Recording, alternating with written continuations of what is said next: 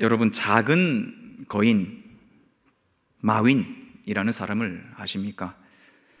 그는 한 중국인 기업가인데요, 세계 최대 규모의 온라인 어플리케이션 거래 회사인 알리바바라는 회사의 창업주인 중국인입니다. 왜 그가 작은 거인이라는 타이틀을 갖게 되었는가? 일단 거인이라는 타이틀을 가지게 된 이유는 다들 아시겠죠? 세계 최대 규모의 회사를 소유했기 때문입니다. 그러면 왜 작은 거인인가? 그의 체구가 너무 작기 때문입니다. 마윈이라는 이 중국인은 키가 162cm에 45kg입니다. 남자입니다. 그는 수많은 실패를 경험하면서 살았지만 알리바바를 창업하면서 크게 성공하게 됩니다. 그는 중국인으로서는 최초로 미국이 그 경제 잡지인 포브스의 표지를 장식하게 되는 놀라운 일도 이루게 됩니다. 그가 남긴 명언이 있습니다. 가장 큰 실패는 포기하는 것이다. 나는 절대 포기하지 않는다 라는 이 명언이 마윈뿐만 아니라 사실 많은 유명 인사들과 위인들의 말이기도 하지요. 이러한 말들은 많은 젊은이들과 꿈꾸는 이들에게 많은 동기부여가 됩니다. 그런데 반대로 요즘 시대에는 굉장히 현실적인 조언을 하는 사람들도 많은 것이 사실입니다. 큰 꿈을, 정말 큰 꿈을 이룰 만한 상황이나 배경이 되는지 안 되는지 스스로 냉정하게 판단하여서 그것이 만약에 허황된 꿈이라면 포기하고 지금 할 수 있는 것부터 차근차근 해 나가라 라고 목소리를 높이는 이들도 많은 것이 요즘 시대입니다. 여기 앉으신 여러분들과 또 온라인으로 참여하시는 여러분들은 이 두 갈래의 메시지 중에서 어느 것이 더 마음에 드십니까? 우리 각자의 성향이 다르고 또 환경이 다른지라 의견 또한 다를 것이라 생각합니다. 하지만 전능하신 하나님께서 함께 하시고 도우신다 하신 교회는 그분이 살아있는 말씀이신 성경이 말하는 그 내용들에 대해서 결코 그 말씀대로 살고자 하는 것을, 그 도전을 결코 포기하지 말아야 할 줄로 믿습니다. 앞으로 3주 동안 우리는 꿈꾸는 교회라는 주제로 말씀을 나누고자 합니다. 불가능이 없으신 하나님이시기에 우리가 말씀대로 살고자, 또 말씀대로 교회를 세워나가고자 꿈꾸고 도전할 때에 이 하나님께서는 반드시 우리에게 능력을 더하여 주실 줄 믿습니다. 우리 3주 동안 말씀을 통해서 하나님의 꿈이 나의 꿈이 되고 나의 꿈이 하나님의 꿈이 되는 거룩한 연합의 시간들이 되시기를 예수님의 이름으로 축복합니다. 특별히 고린도 전서에 기록된 말씀으로 함께 하고자 합니다. 그래서 그러기 위해서는 이 고린도 지역과 고린도 교회의 모습이 어떠한지에 대해서 조금 배경과 상황을 알 필요가 있습니다. 그래서 이것들에 대해서 함께 잠시 나누고 시작하고자 합니다. 이 고린도는 헬라 최고의 항구 도시였습니다. 그러나 우상 숭배가 굉장히 많은 곳이었고요, 도덕적인 타락도 굉장히 만연한 도시였습니다. 그리고 그 여파는 자연스레 교회에까지 여파가 미치게 되죠. 그래서 당시의 교회들 가운데서도 가장 말이 많고 탈이 많았던 곳이 바로 이 고린도 교회입니다.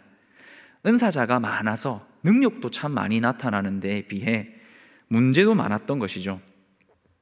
여러 가지 문제들이 있지만 우리가 다 살펴볼 수는 없지만 몇 가지만 먼저 알아보고자 하는데, 그 중에 첫 번째 문제는 지혜의 문제였습니다.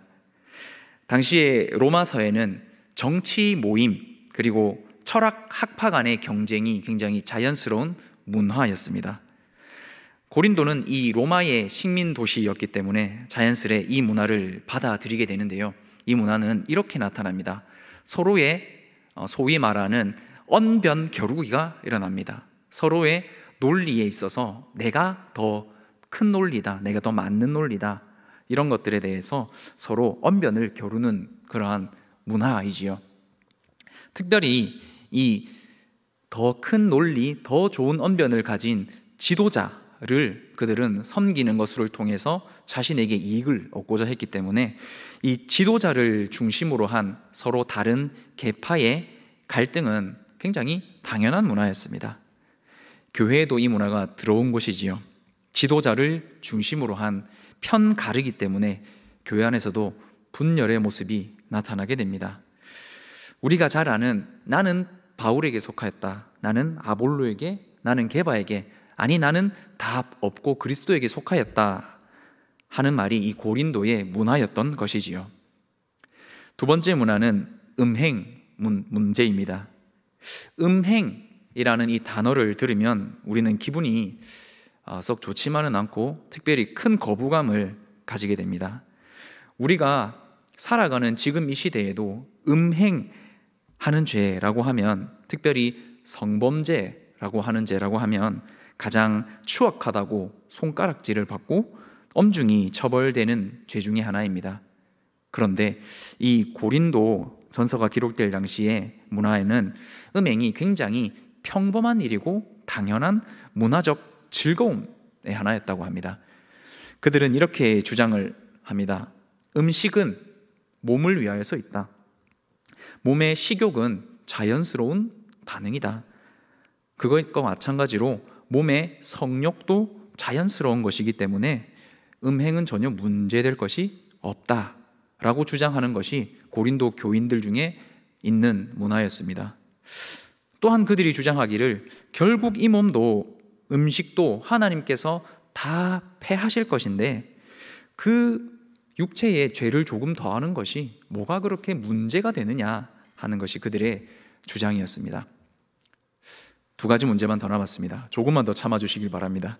세 번째로는 방종의 문제였습니다. 소위 쉽게 말하자면 나는 이제 예수님을 믿어서 구원받은 주의 백성이다. 내 모든 죄가 사함을 받아서 나는 복음 안에서 자유한 자다. 나는 모든 것을 누리고 살 수 있다 라는 생각을 가지면서 세상의 문화를 따라가면서 방탕하게 살아가는 자들이 있었습니다. 이렇게 주장하는 고린도 교회 교인들은 부유한 재벌들이 먹고 마시며 즐기는 만찬 문화에도 함께 참석하게 됩니다. 그곳에는 우리 말로 하면은 요즘 시대의 파티와 같은 것인데요, 맛있는 것을 먹고 또 맛있는 것을 마시고 음행하는 일을 결국을 즐기는 것이, 그것들이 교회를 다니는 교인들 사이에 문화로 있던 것이 이때 당시의 상황이었습니다. 복음 안에서 내게 모든 것이 가하다는 것이 그들의 주장이었습니다. 그리고 마지막으로는 재물 문제, 특별히 고기 문제가 있었습니다. 당시 사회에서 고기는 주로 황제 제의나 이방 신전 제의를 드릴 때 사용하던 것이 고기고, 그것이 다시 시장으로 나와서 유통되던 사회가 당시 사회였습니다. 그래서 당시의 교회에서는 이 고기에 대해서 심각하게 생각하지 않을 수가 없었습니다. 이것은 이방 신전 제의하는 거야, 나는 결코 안 먹을 거야 하는 부류가 있었고요. 무슨 상관이냐, 고기는 고기일 뿐이다, 복음 안에서 자유한다 라고 하면서 먹는 이들도 있었고, 이 고기는 출처를 한번 밝혀봐야겠는데 마치 우리가 코로나 확진자의 동선을 밟듯이 밝혀서 꼼꼼히 따져보고 먹을지 말지 결정하는 부류, 참 많은 부류들이 있었습니다. 이 외에도 참 많은 문제가 있던 교회가 고린도 교회인 것을 우리는 고린도 전서 후서를 읽으면서 알 수 있습니다. 윤리적, 사회적, 교리적으로도 교회가 굉장히 많이 있던 그 고린도 교회입니다.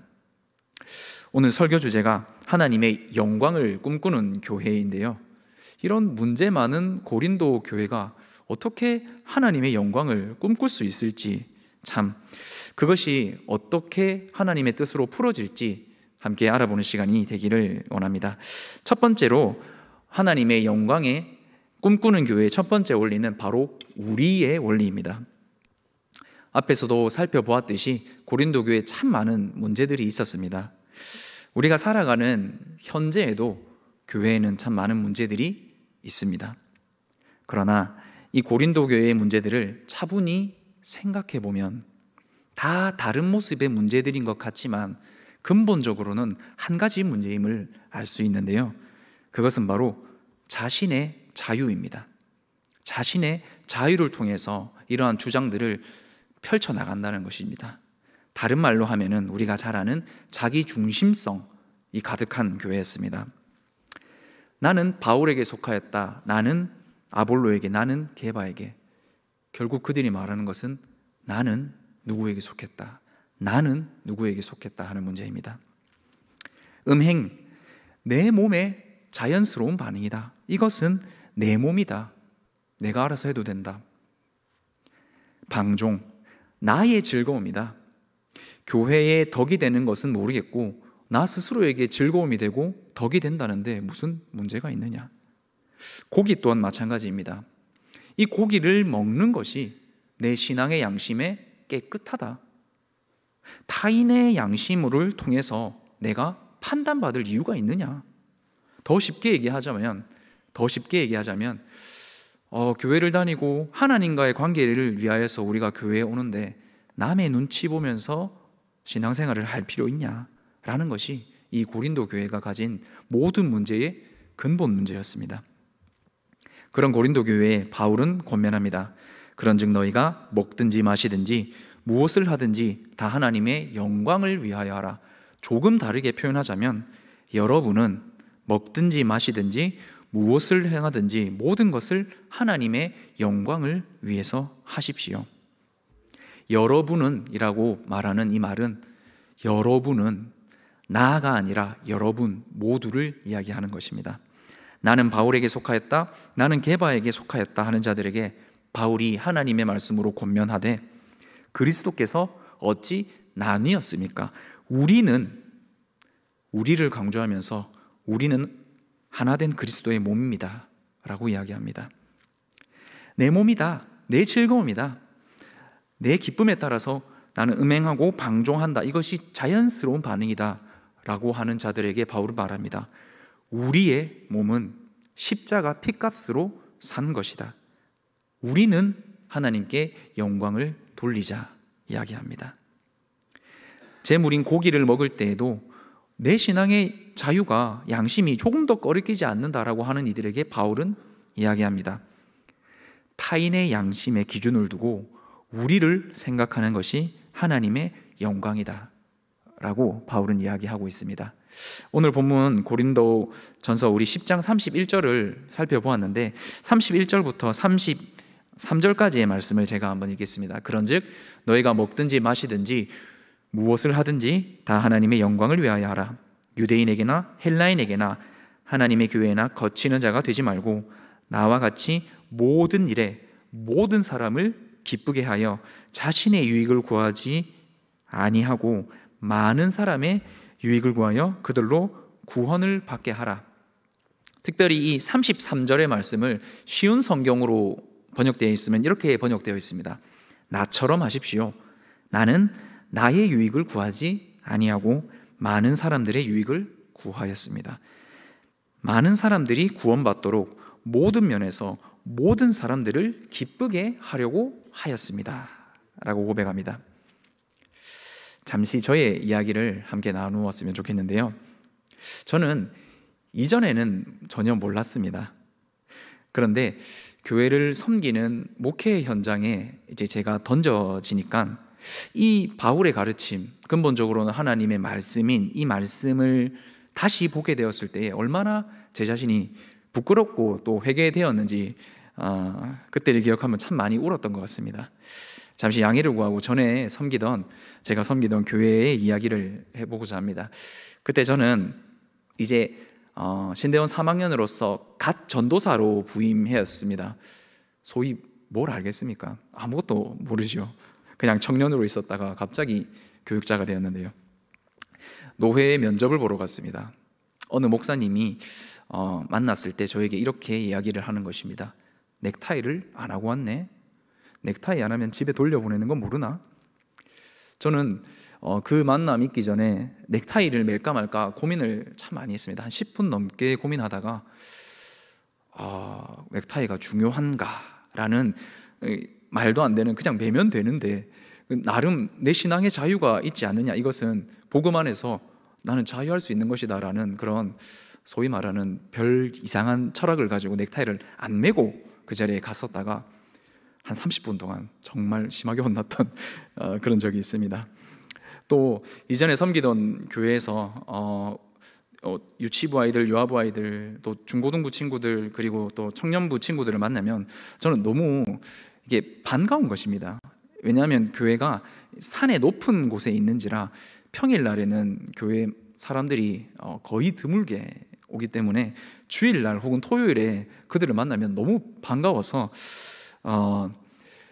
소위 말하는 좀 가볍게 행동을 했습니다. 너무 반갑다고, 너무 환영한다고 막 악수하고 막 이렇게 하니까 교회 집사님들과 또 이렇게 권사님들이 전도사님 조금 무겁게 행동하면 안 되겠습니까? 교역자가 이렇게 얘기하시는 겁니다.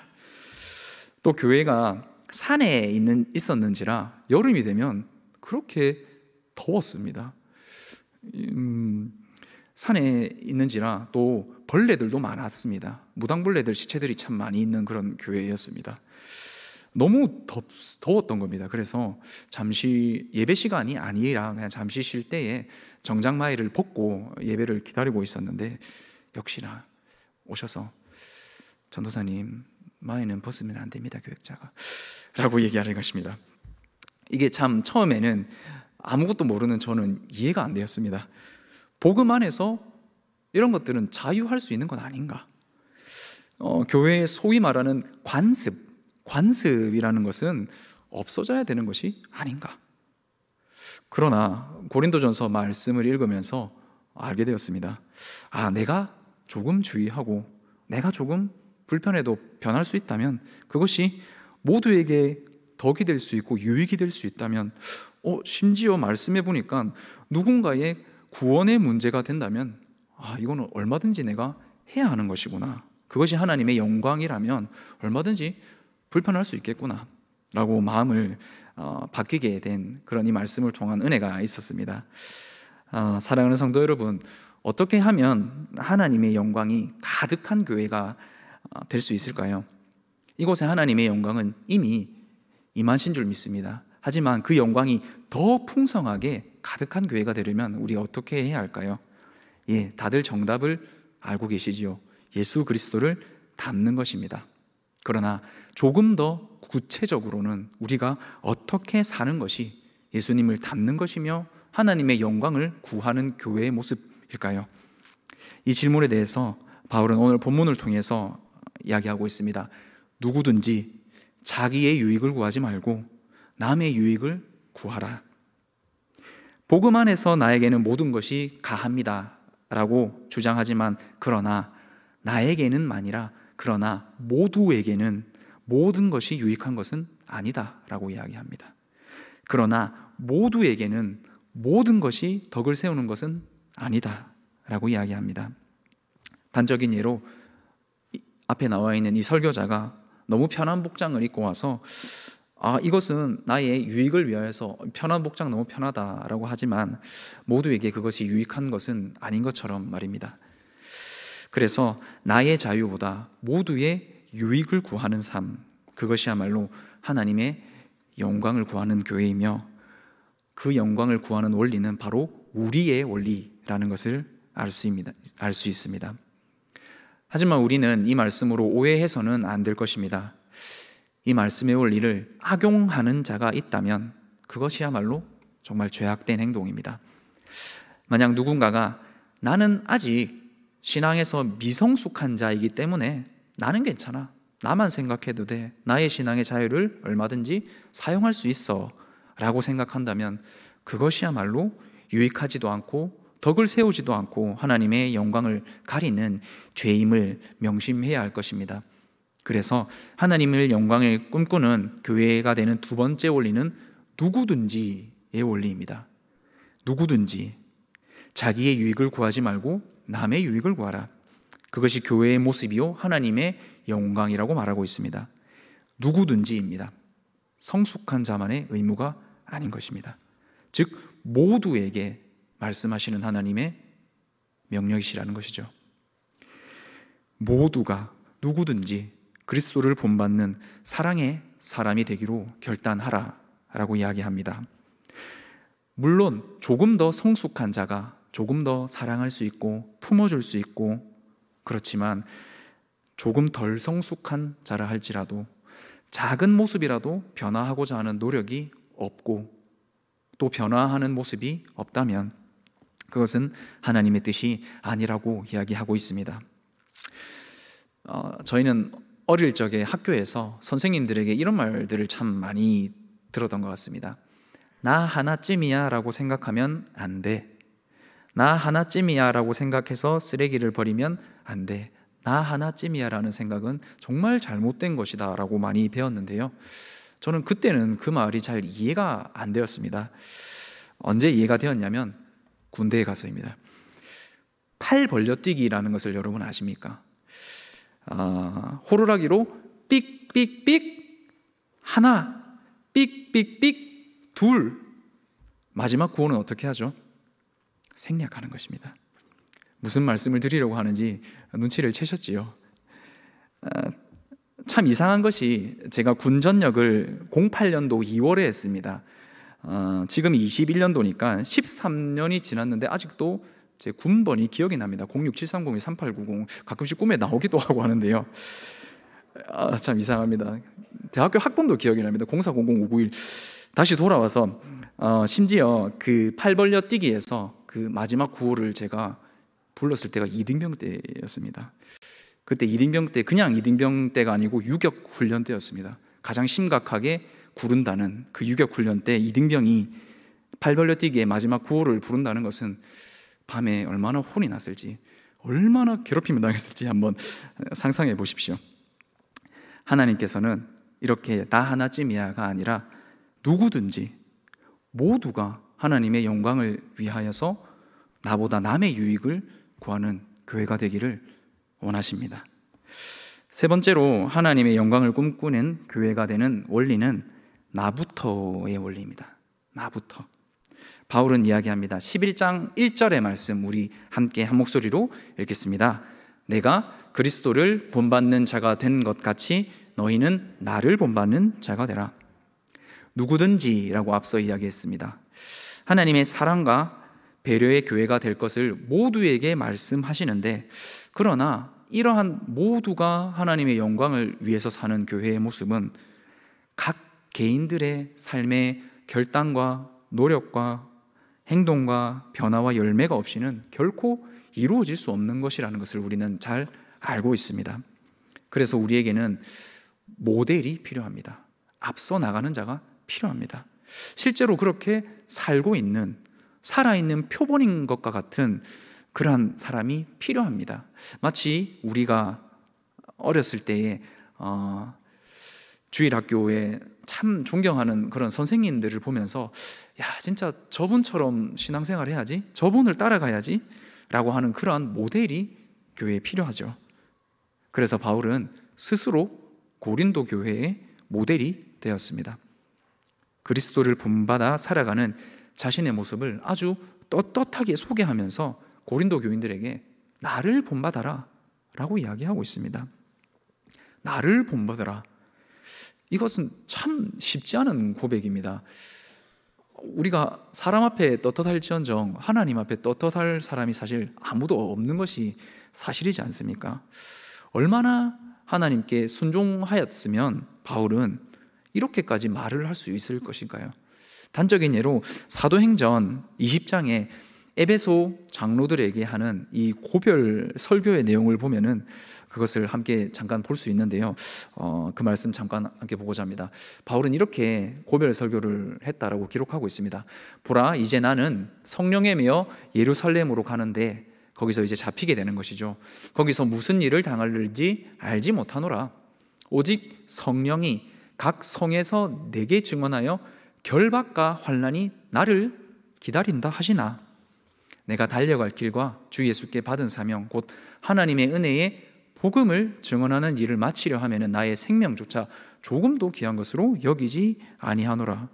우리는 이 바울의 고백을 통해서 단적으로 얼마나 바울이 주님께 순종하기 위해서 몸부림을 쳤는지, 내 생명조차 귀한 것으로 여기지 않는다는, 가면 어떻게 될지를 성령님께서 말씀해 주셔서 다 아는데도 주께서 주신 사명을 위해서 달려간 이 바울의 모습을 보면서 조금은 이해가 되는 것 같습니다. 나를 본받으라 라고 이야기하는 이 바울의 중심이 말이죠.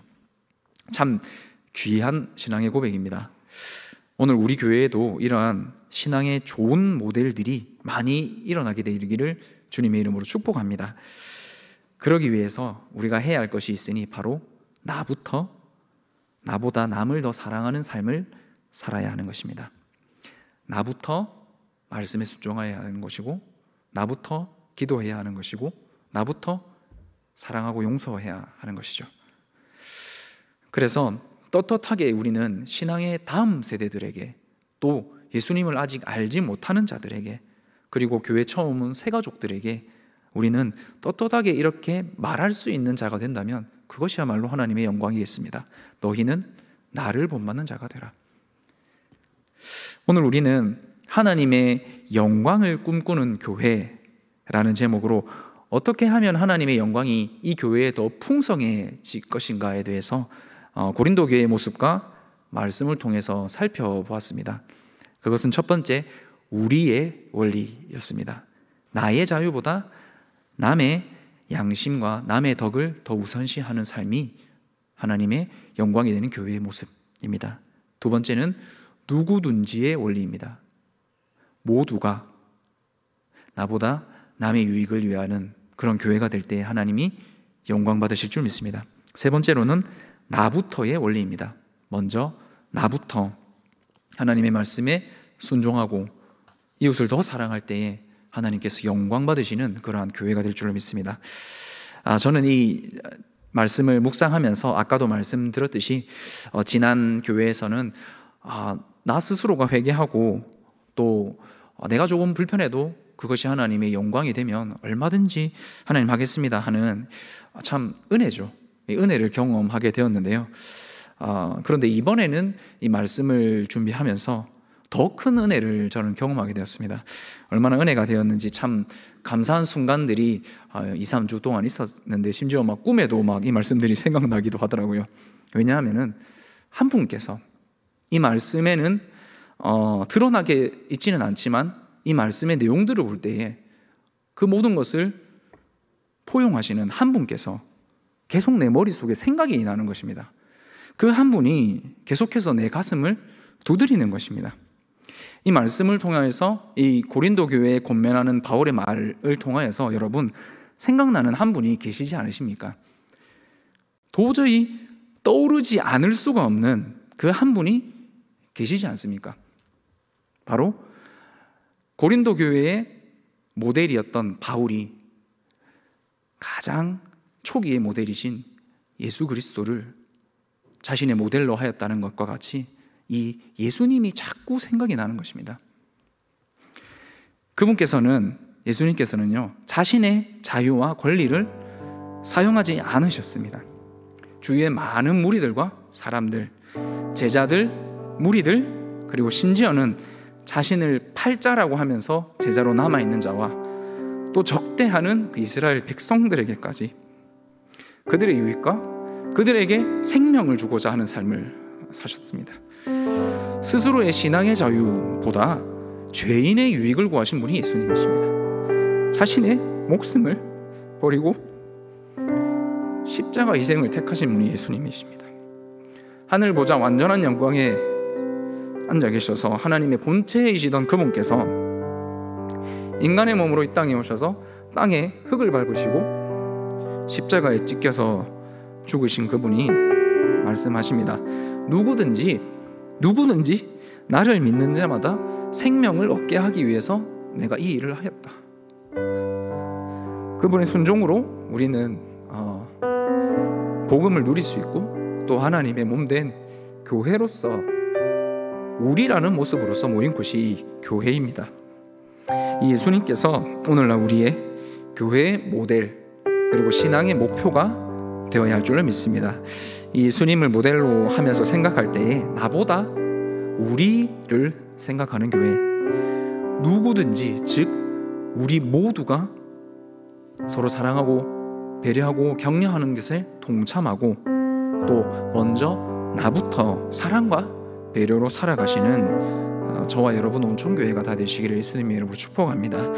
그렇게 할 때 온천교회는 하나님의 영광이 더욱 넘쳐나는 교회가 될 것입니다. 주의 몸된 교회가 더욱 건강히 세워져 갈 것입니다.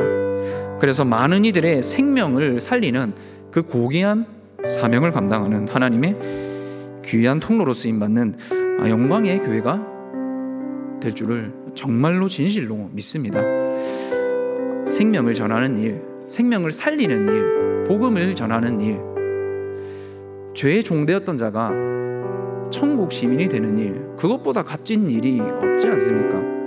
그 일을 해나가는 교회가 되기 위해서 먼저 우리가 하나님의 영광으로 가득한 교회가 되어야 하겠습니다.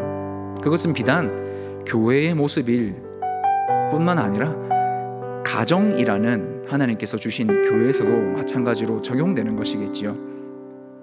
가족의 유익을 위하여서 나의 자유를 조금 양보할 수 있는 오늘 우리가 되었으면 참 좋겠다는 생각을 한 번 더 해보게 됩니다. 이 시간 우리 함께 기도 잠시 하겠습니다. 기도할 때에 하나님, 나보다 우리를 생각하는 온천교회가 되기를 원합니다.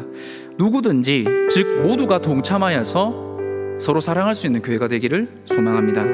그리고 먼저 나부터 사랑과 배려로 살아갈 수 있기를 소망합니다. 그래야 해서 하나님의 영광이 넘치는 교회가 되어서 하나님의 귀한 쓰임 받는 영혼 살리는 교회가 되기를 간절히 소망합니다. 이 마음 가지고 우리 함께 기도할 때에 우리 주님의 이름을 부르고 함께 기도하며 나아가겠습니다. 주여